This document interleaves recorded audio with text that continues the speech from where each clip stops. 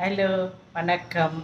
எங்கள் கசினோட ஃப்ரெண்டு ஒருத்தருங்க ஒரு முடிவு எடுக்கிறதுக்கு ரொம்ப கன்ஃபியூஸ்டாக இருந்தார். என்னென்னா, அவர் ஏற்கனவே ஒரு பிஸ்னஸ் பண்ணிட்டுருக்காரு. ஒரு சென்ட்ரல் கவர்மெண்ட் அப்பாயின்மெண்ட் ஆர்டரும் ஒன்று வந்ததுங்க. இது பிஸ்னஸ் பண்ணுறதா ஓரளவு பிஸ்னஸ்ஸு பிக்கப் ஆக ஆரம்பிச்சாச்சு.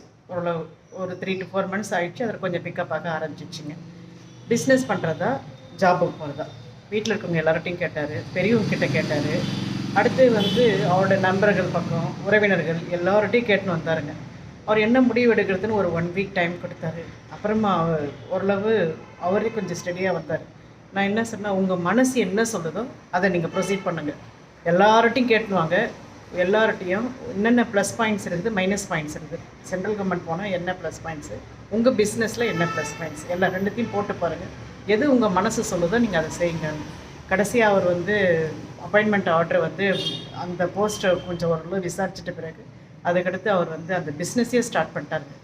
மனம் என்ன சொல்லுதோ, உங்கள் மனசு என்ன சொல்லுதோ அதை நீங்கள் ப்ரொசீட் பண்ணணும். எல்லாருக்கிட்டையும் அனுபவத்தை கேட்டுனுமாங்க. எல்லா ப்ளஸ் மைனஸ் மொத்தத்தையும் தெரிஞ்சுக்கலாம். கடைசியாக நாமளே அந்த முடிவு எடுத்துக்கணும். அந்த முடிவு நாமளே எடுத்துக்கினா தான் அதில் நம்ம ஈடுபாடோடு வேலை செய்ய முடியும். அது அதுலேயும் நம்ம ஐயோ அதில் இருந்துருக்கலாமா இதில் இருந்துருக்கலாமா நம்ம மனசை இதுவே வேண்டாம்.